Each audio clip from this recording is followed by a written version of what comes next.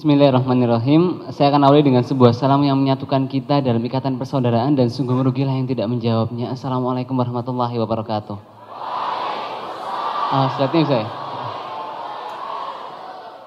Ya, mungkin nanti fokus ke materi ya, karena pengalaman saya biasanya nggak fokus ke materi, tapi fokus ke pembicaranya gitu kan ya. Apalagi wajah-wajah Timur Tengah gini ya, Ustaz. Tapi saya sering katakan, walaupun wajah saya ini Timur Tengah, tapi hati saya tetap Indonesia. Slide-nya bisa? Ya? Oh iya, mungkin sebelumnya dari panitia menampilkan satu video ya, terkait biografi saya. Ini tidak bermaksud menyombongkan diri ya, cuma sedikit memamerkan saja ya.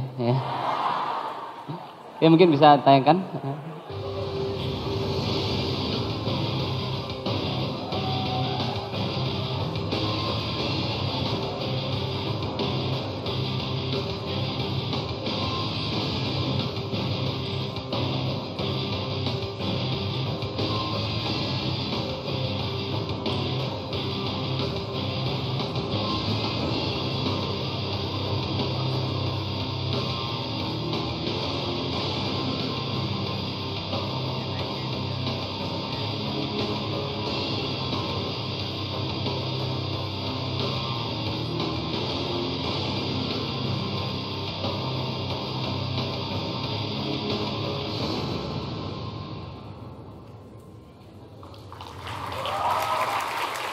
Insya Allah nanti saya sedikit sharing soal value yang saya internalisasi ya. Mungkin di stop aja ya. Langsung ke slide. Jadi teman-teman semua, mungkin saya pertama menyampaikan yang tadi Ustadz Safi Antoni sampaikan ya, soal waktu dan beberapa ibroh kehidupan yang saya terima yang mungkin itu penting buat adik-adik semua ya, dan bapak ibu semua. Saya tuh punya prinsip satu, passion teman-teman ya. Jadi ngerjakan sesuatu itu lihat itu passion. Passion itu sesuatu yang membuat kita merasa begitu berdaya. Adrenalin kita rasanya di puncak. Pernah nggak ngerjakan sesuatu ini gue banget rasanya? Iya, kita nggak sabar mengerjakannya.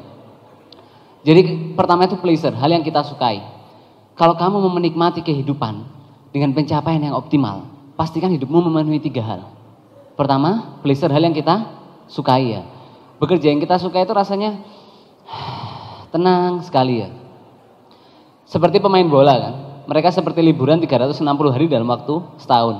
Karena begitu mereka bekerja, mereka menjalankan hobinya. Jadi pertama pleasure tadi ya, seperti saya waktu kecil orang-orang tanya, Gamal ingin jadi apa? Saya bilang dokter spesialis anak, karena sangat suka sama anak kecil. Tapi bukan pedofilia ya, jangan salah ya. Jadi kalau keponakan saya itu ke rumah, wah udah saya unyu-unyu, saya banting-banting biasanya ya. Tapi itu penting. Jadi bayangkan kalau kamu bekerja sesuai passion, kamu itu rela melakukannya walaupun tidak dibayar. Bahkan pada titik tertentu, kamu itu rela melakukannya walaupun harus membayar. Bayangkan kerja di tempat yang nggak dibayar pun, tapi kita dibayar. Jadi turn your passion into profit ya. Dan yang kedua itu strength. Kalau ada yang mencoba sesuatu gagal, apa yang dilakukan? Coba lagi, gagal lagi, gagal lagi, coba lagi sampai dead. Enggak. Buku ini bilang pada titik tertentu kita harus berhenti dan menyadari dengan sepenuhnya bahwa ini bukan bidang kita. Jadi pastikan selain bidang itu kita sukai, itu juga kita kuasai. Sehingga kita bukan hanya menikmati proses, tapi juga punya pencapaian yang optimal. Dan yang ketiga yang membuat teori itu mempesona, meaning, makna. Jadi kita sukai dan kita kuasai nggak cukup. Berapa banyak di antara kita mengejar sesuatu yang disesali para penghuni kubur? Periksa diri kita ya. Jika cita-cita kita belum tertuai, jangan-jangan badan kita ini belum pantas disinggahi kemuliaan. Jadi jangan mati-matian mengejar sesuatu yang tidak bisa dibawa mati. Ini sampai slide yang mana nih? Oh iya, next. Oh enggak, Ustaz, di sana Ustaz. Apa? Oh enggak Ustaz.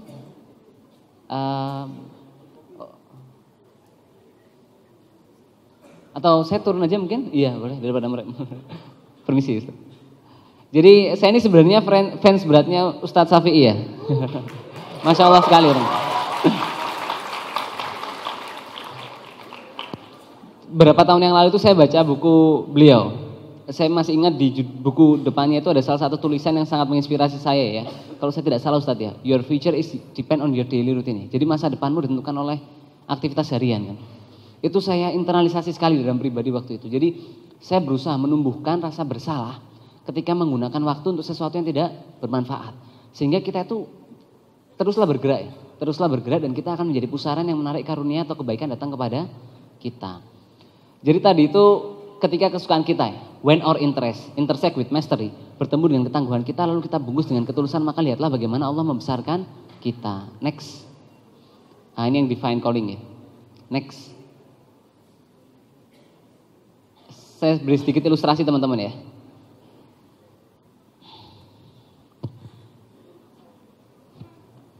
Ini bukan mau saya berikan ya. Ini ilustrasi yang sangat baik sekali. Kalau saya tanya teman-teman mau dengan uang ini. Ini 50.000 rupiah bukan US dollar ya. Mau? Pasti mau kan, kelihatan dari wajahnya semua ya. Sekarang saya remas-remas uang ini. Masih mau dengan uang ini? Mau. Uangnya nggak sengaja nih tiba-tiba terjatuh. Terus nggak sengaja terinjak. Masih mau dengan uang ini? Mau. Satu hal yang bisa kita pelajari ya. Apapun yang saya lakukan terhadap uang ini tidak mengubah keinginan kita untuk memilikinya. Karena kita ketahui, sekotor apapun uang ini, selecek apapun uang ini, 50.000 tetaplah 50.000. Seperti hidup ini, mungkin kita pernah lecek, kita pernah jatuh, kita pernah kotor, kita pernah menyeka keringat orang. Tapi itu semua tidak mengubah nilai kita sebagai manusia. Kita tetap berharga, terutama bagi yang mencintai kita ya. Next slide. Soundnya kena ya itu. Sepertinya soundnya nggak nyala ya. Ini contoh ya. Saya mau buktikan kepada teman-teman bahwasanya uang itu tidak cukup membahagiakan buat kita. Ini Lee Hyun Hyung, dia ahli waris keluarga Samsung. Sahamnya 1,73 triliun. Bayangkan kurang apa coba? Kaya ya, cantik, astagfirullahaladzim. Tapi usia 26 tahun dia bunuh diri. Jadi ini bukti nyata. Tidak ada hubungannya antara pencapaian finansial, keindahan paras, popularitas dengan ketenangan kehidupan. Kalau uang itu membahagiakan, nggak mungkin Adolf Merkel ya. Dia orang terkaya nomor 5 di Jerman, itu menabrakkan diri ke kereta api. Kalau popularitas itu membahagiakan, nggak mungkin Michael Jackson, Marilyn Monroe mereka overdosis karena obat anti depresan. Kalau kekuasaan itu membahagiakan, nggak mungkin Getúlio Vargas, presiden Brazil juga bunuh diri. Jadi percaya sama saya, uang itu cuma membahagiakan sampai titik tertentu. Kalau kita ingin kebahagiaan lebih, kita butuh lebih dari uang ya. Jadi selama saya kuliah kedokteran, itu 2 teman saya mencoba bunuh diri. Dua-duanya karena cintanya bertepuk sebelah tangan. Iya. Saya bilang sama teman saya ini, Islam itu tidak melarang kita mencintai, ya betul kan? Tapi meminta kita mengatur waktu dan tempatnya. Karena wanita bukan untuk dicoba-coba, betul nggak ya? Tapi kalau mau nikah sekarang susah. Karena cewek sekarang matre, betul nggak? Betul? Biasanya yang cewek marah. Tapi saya bisa buktikan ya, kalau ada 2 pria, alimnya sama, pinternya sama, baiknya sama, gantengnya sama, tapi satu kaya satu miskin, Anda pilih yang mana? Nggak usah dijawab, kami para pria sudah tahu jawabannya. Jadi cinta itu buta, tapi tidak tuli. Jadi bisa bedakan mana suara Honda Beat, mana suara Honda Jazz, ya nggak? Tapi pesan saya, jadi sekarang itu trennya ta'aruf ya. Jangan pacaran-pacaran. Teman saya contoh ya, dia pacaran 8 tahun kirim pacarnya ke Belanda, sampai di Belanda pacaran sama orang lain ya, ditinggal lagi. Jadi menghabiskan waktu tenaga kita ya, sumber daya kita pada tempat yang tidak memberhasilkan. Iya, jadi lelaki tangguh itu kan bukan datangi putrinya, datangi orang tuanya ya. Bukan ngasih coklat tapi ngajak akad ya. Ya. Semangat sekali ya. Next. Pertama ikhlas teman-teman ya. Ini susah sekali ya. Jadi barang siapa menjadikan Allah keterpesonaannya, maka dia itu akan mempesona bagi semua mata. Barang siapa Allah yang dia tuju, maka dunia itu akan datang kepadanya dalam keadaan tunduk. Tapi ini mudah diucapkan, susah diamalkan ya. Jangan-jangan yang menasihatkan pun belum tentu bisa meneladankan. Karena banyak diantara kita mulai pekerjaan dengan niat yang ikhlas. Karena Allah semata-mata. Tapi banyak diantara kita tidak bertahan dengan keikhlasan. Kalau guru saya pesan ikhlas itu seperti tukang parkir katanya. Mobilnya banyak gak pernah sombong. Ya. Mobilnya macam-macam gak pernah takabur. Mobilnya diambil sampai habis juga gak pernah marah kan. Ikhlas terus ya. Tapi ini penting sekali ya. Jadi kerasnya kerja keras kita. Kerasnya ikhtiar kita. Itu harus diikuti dengan kerasnya kita dalam memastikan keikhlasan dalam hati kita. Jadi kita boleh belajar sampai larut malam ya, tapi jangan lupa mengorbankan waktu, tenaga, pikiran kita untuk memastikan kita memiliki hati yang ikhlas dan tulus karena Allah. Seperti teman-teman semua ya, ikhlas tetap kesini kan, ikhlas tetap meluangkan waktu, ikhlas tetap lelah, capek. Lalu kenapa tidak memilih untuk ikhlas saja? Next. Cinta apa yang kau kerjakan ya? Jika seseorang itu terpanggil dari tukang sapu, maka dia seharusnya menyapu seperti Michelangelo melukis, Beethoven memainkan komposisi musiknya, dan Shakespeare menuliskan puisinya. Dia seharusnya menyapu jalan dengan begitu baik sehingga seluruh penghuni surga dan bumi akan berhenti sejenak sambil berkata, di sini telah hidup seorang penyapu jalan yang menjalankan tugasnya dengan begitu baik ya. Ada satu hadis Bukhari Muslim yang kita lupakan ya, lakukan pekerjaan itu pada puncak kemampuanmu ya. Jadi kalau berdaganglah seperti Abdurrahman bin Auf ya, maaf.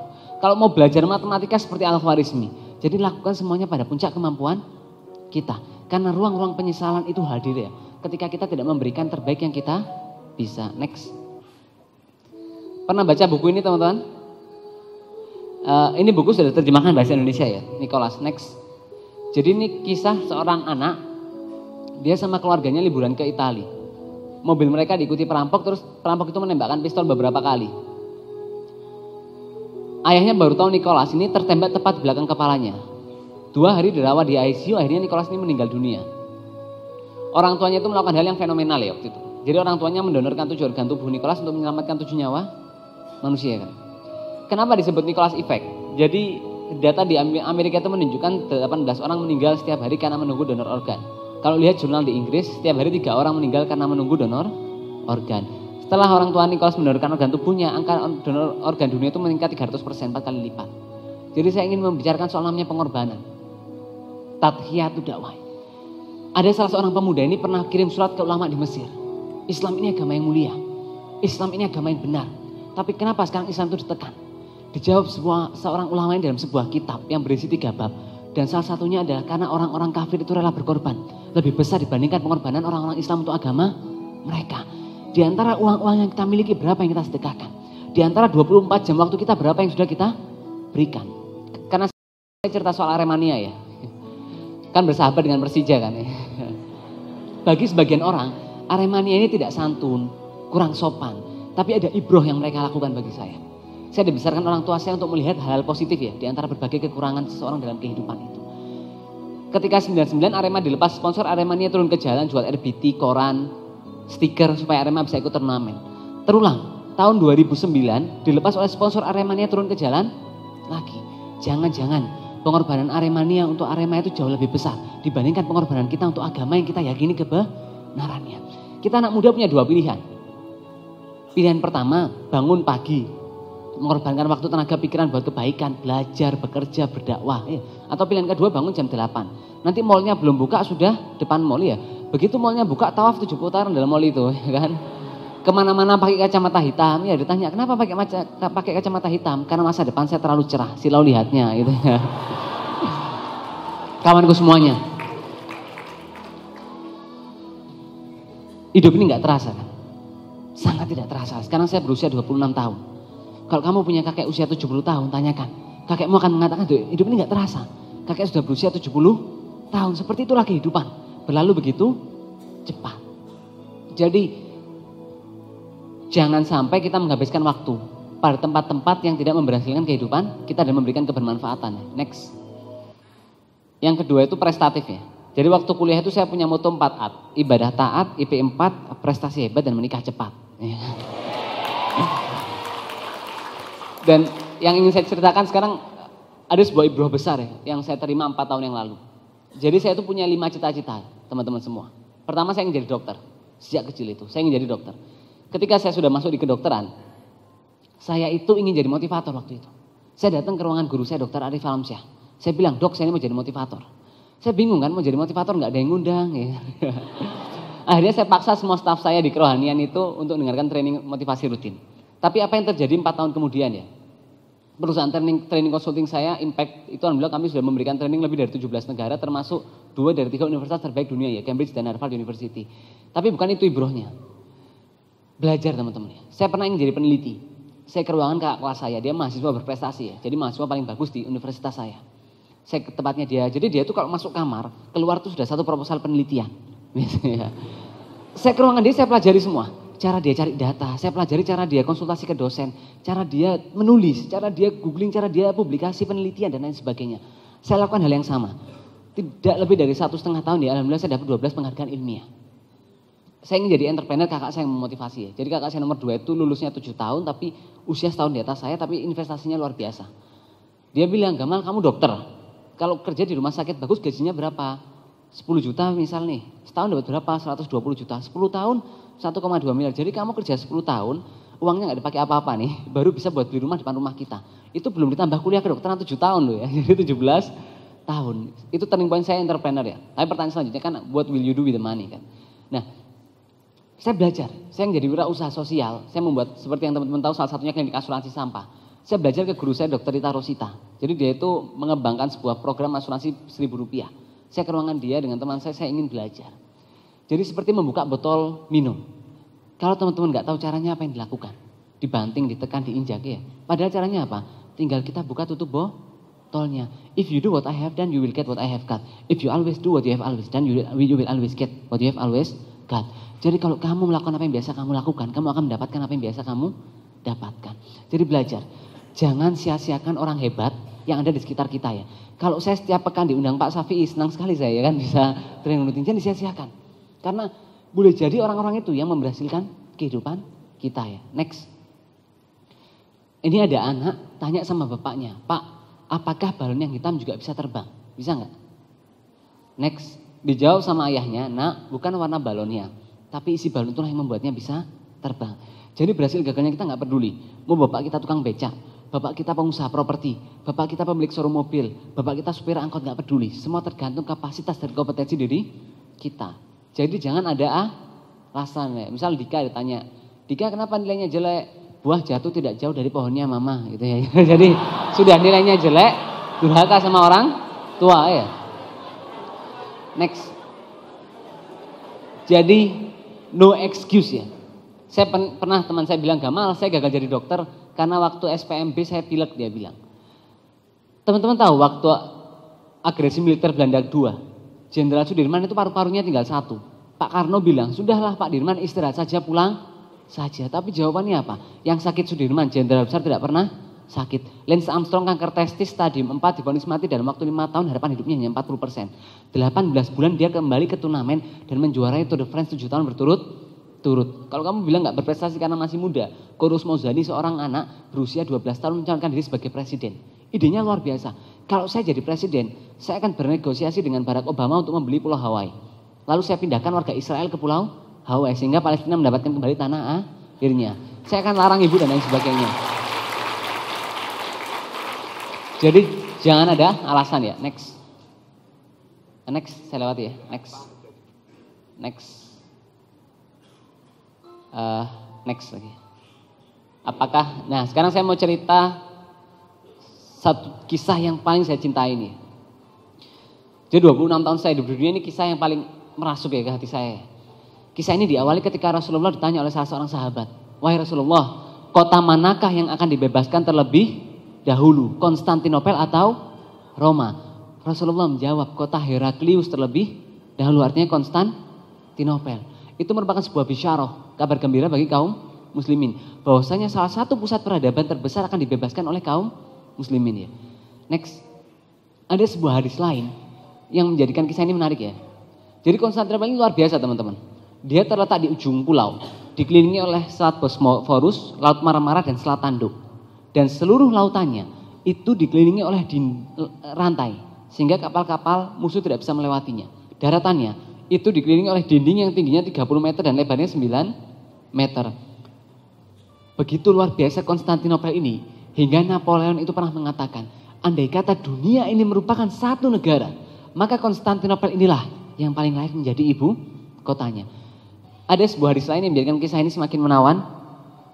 Rasulullah itu bersabda, Konstantinopel itu pasti akan dibebaskan. Sebaik-baik pemimpin adalah pemimpinnya, dan sebaik-baik pasukan adalah pasukannya. Kisah itu memotivasi banyak pemimpin ya, untuk menaklukkan Konstantinopel. Next. tercatat dalam sejarah ada 5 pemimpin berusaha membebaskan. Next. Pertama, Abu Ayyub Al-Ansari usia 70 tahun beliau gagal. Beliau minta untuk jasadnya dikuburkan di kaki terdepan pasukannya. Sulaiman bin Abdul Malik gagal. Sultan Bayezid I gagal, Sultan Murad II gagal ya. Harun al-Rasyid juga gagal. Lahirlah seorang anak Muhammad, menguasai 7 bahasa. Sejak kecil dia sudah mengazamkan dalam hatinya bahwa dia ingin membebaskan Konstantinopel. Dia berkata, ayah, aku ingin menaklukkan Konstantinopel. Sejak kecil dia naik ke atas bukit untuk menatap dinding benteng-benteng Konstantinopel. Dia rekrut 40.000 anak. Dilatih ilmu fisik, agama, perang. Disebut pasukannya itu Janissaries. Untuk merontokkan dinding Konstantinopel yang tingginya 30 meter, lebarnya 9 meter dan dilindungi parit sepanjang 7 meter.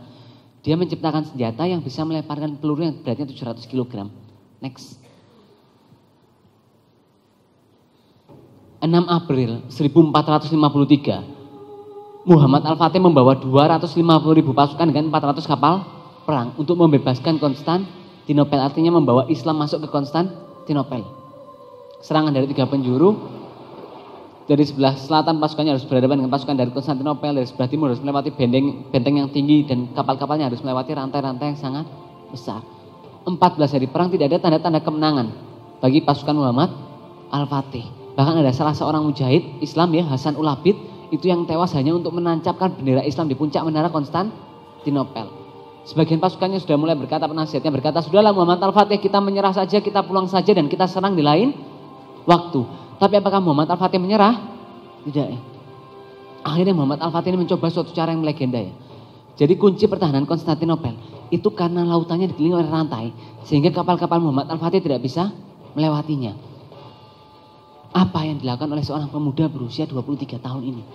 Muhammad Al-Fatih memerintahkan pasukannya untuk memindahkan 70 kapal perang dari Selat Bosforus menuju Selat Tanduk melalui Gunung Galata yang panjangnya 3 mil. Jadi bayangkan, 70 kapal perang ditarik dengan tenaga manusia melalui sebuah gunung dalam waktu 1 malam. Begitu luar biasa apa yang dilakukan oleh Muhammad Al-Fatih, hingga Yilmaz Ortunan di dalam kitabnya Osmanli Tarhi dia mengatakan, kami tidak pernah melihat dan tidak pernah mendengar sesuatu yang luar biasa seperti ini.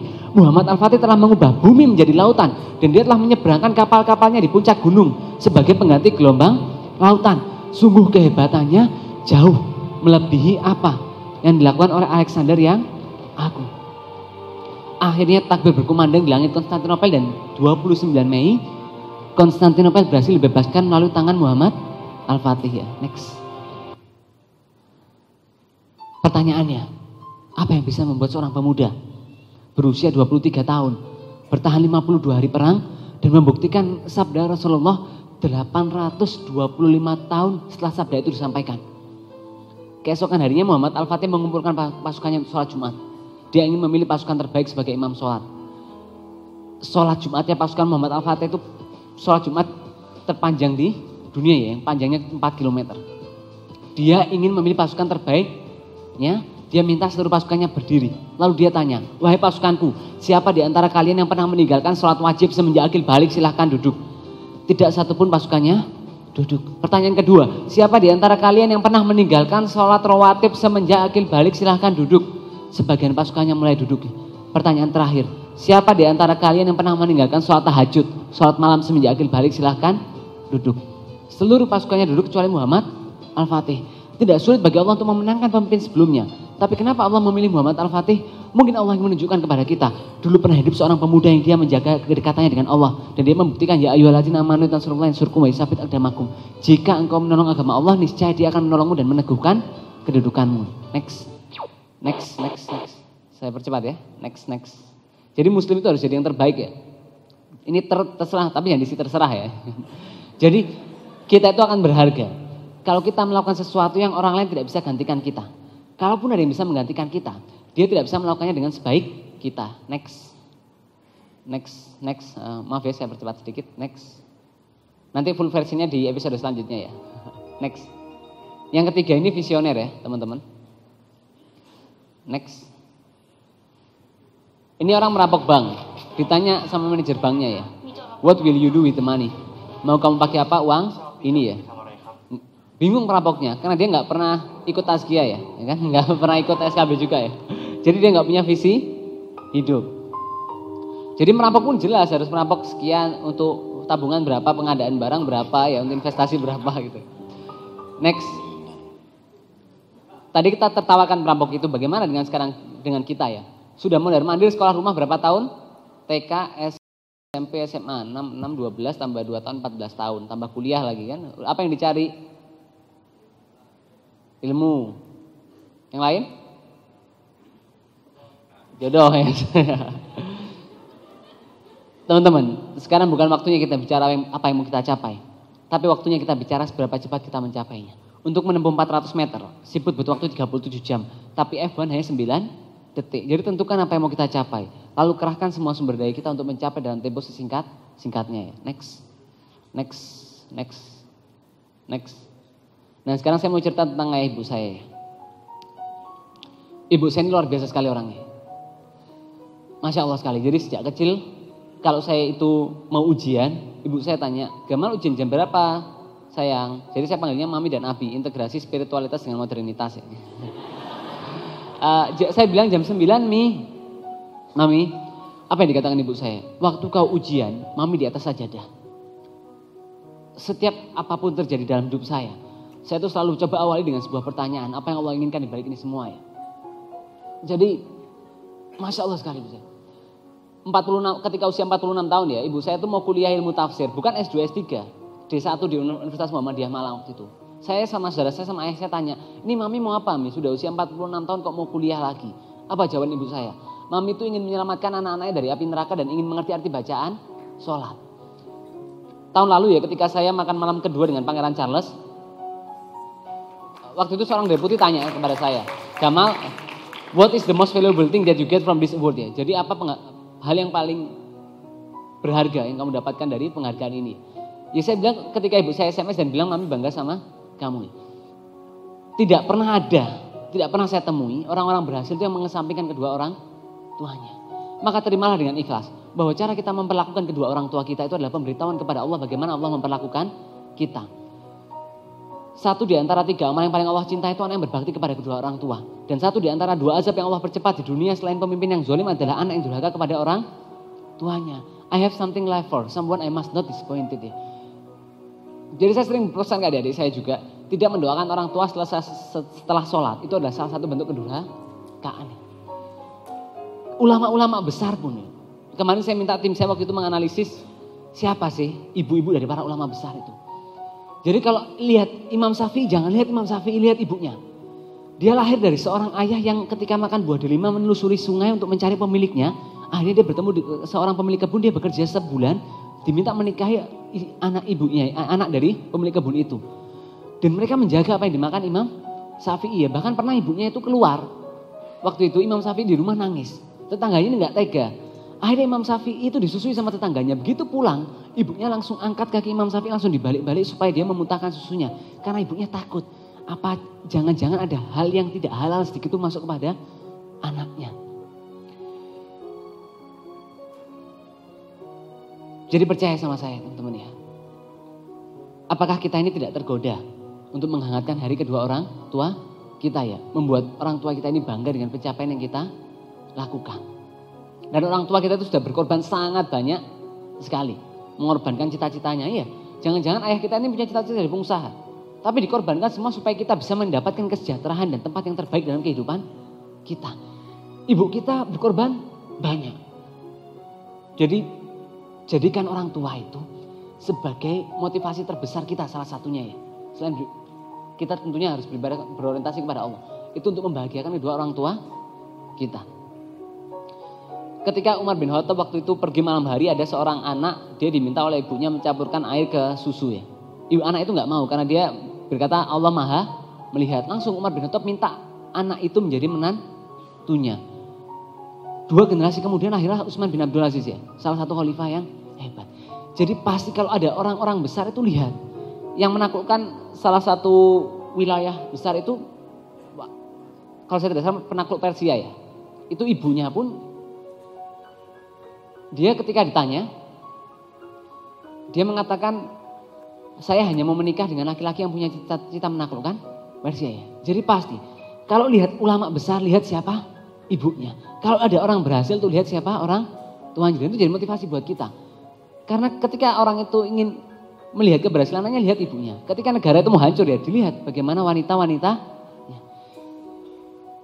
Next. Dan yang next lagi, maaf.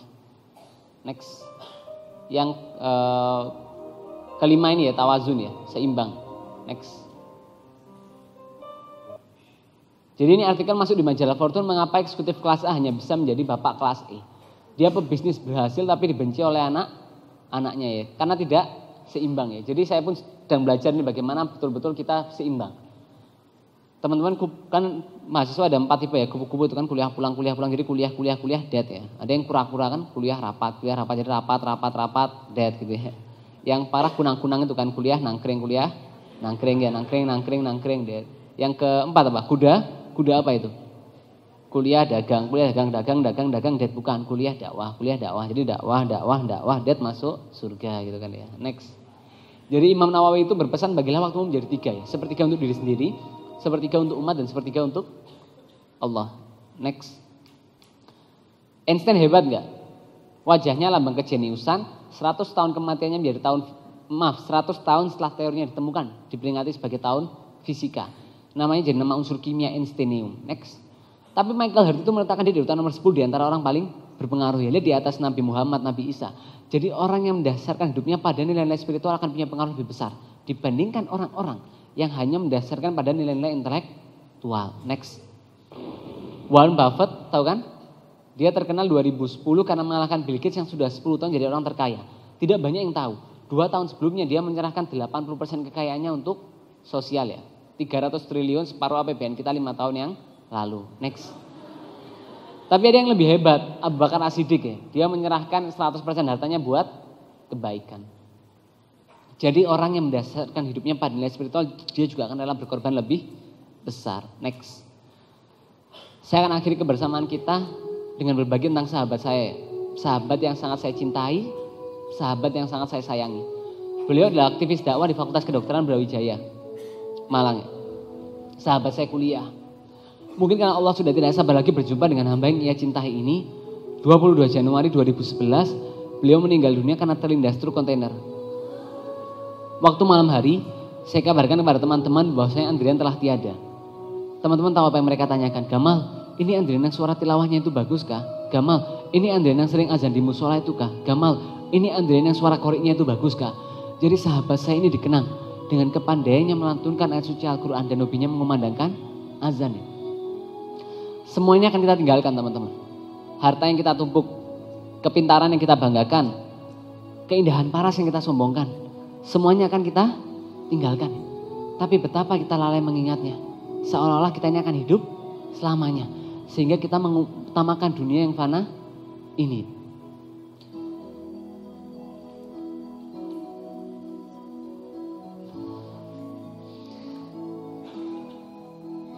Pesan terakhir dari saya, hidup ini kita cuma punya 2 pilihan. Menjalani hidup ini dengan senang-senang saja. Atau mengejar surga dengan semua tenaga yang kita punya. Semoga ketika malaikat maut menyapa kita bisa menjalani dengan ikhlas. Karena menjalani hidup ini dengan sebaik-baik cara dan sebaik-baik niat ya. Dan mengingat mati itu penting. Ustadz saya itu berpesan, Gamal, satu obat mujarab yang saya pakai untuk menahan ambisi dunia dan cita dunia itu adalah mengingat kematian. Karena dia adalah pemutus kenikmatan dan membuat kita mengingat akhirat. Hidup ini selalu dihadapkan kita antara mencari kemuliaan dunia atau mencari kemuliaan akhirat.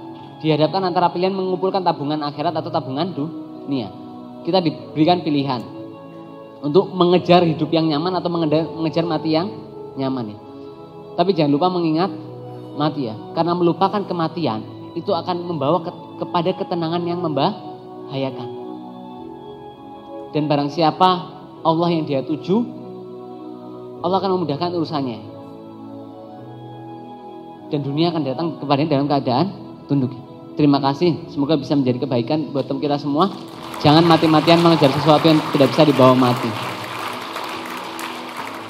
Tetaplah menjadi pejalan dalam jalan-jalan kebaikan, karena jalan kebaikan adalah jalan Allah. Sehingga dia yang berjalan dalam jalan kebaikan sesungguhnya sedang berjalan bersama Allah. Terima kasih. Wassalamualaikum warahmatullahi wabarakatuh.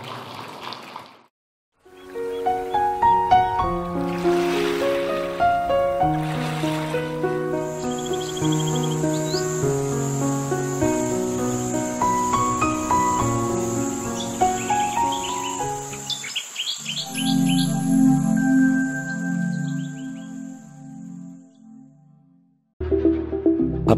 Android Saling Sapa sudah tersedia di Play Store. Download gratis aplikasinya sekarang juga dan install di ponsel Anda. Simak dan koleksi video maupun audionya. Kini jadi lebih mudah, menyenangkan, praktis, efisien, kapan saja dan di mana saja. Raih keberkahan dalam kemudahan. Salingsapa.com. Berteman dalam kebaikan.